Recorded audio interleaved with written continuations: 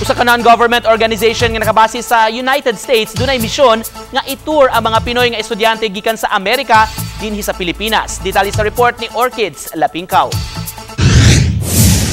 Di kini basta-basta nga field trip sa mga estudyante. Gikan sa Amerika, miduaw sila sa Pilipinas.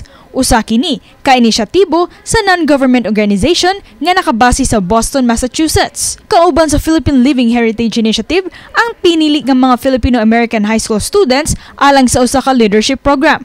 Lakip sa ilang tour ang mission nga maipakita kanila ang kultura ug pamatasan sa mga Pinoy. It is life-changing because there are so many Filipino Americans in the diaspora who have a deep desire to really understand their roots, to know who they are. Ilang gibisita ang nagkalain-laing lugar gikan sa Luzon, Visayas hangtod na sa Mindanao. Na-enjoy nila ang pagkaon sa mga Pinoy dish ug ang pagsuroy sa mga sikat nga tourist destinations sama na lang sa Intramuros, particular na sa San Agustin Church, Fort Santiago ug uban pa. Just being here in the country, talking to other Filipinos, tasting the foods, smelling the smells, just being here and really just trying to understand what it's like to live here in the Philippines. By letting them see the beauty of our country, the nuances of our culture, it will establish a certain self-awareness of what it means to lead as a, young Filipino leader with a global mindset. They can come back in their own time and then think about how to give back to the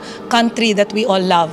Matod sa usa sa mga tinun-an nga si Riley, pila kahigayon na siyang nakabisita sa Pilipinas apan first time niya nga makatour ug makatan-aw sa mga maanyag nga lugar ug pagdayig sa kasaysayan sa nasod. And just learning more about our roots, the stuff we might not have known if our parents didn't tell us or we might not learn in American classes because they're not always in detail. Mahinungdanon alang sa mga tinun-an ang di makalimot sa ilang gigikanan. To delve more into the historical aspects of the Philippines, and it's really helped me understand my identity through that lens. Padayong mamahimong taytayan ang grupo alang sa mga estudyante. Aron sa sunod nila nga pagbisita, di na sila matawag ug makanahon na nga mga langyaw sa kaugalingon nilang nasod. Oba ni Rod Prado, ako si Orchids Lapingkaw, GMA Regional TV Live.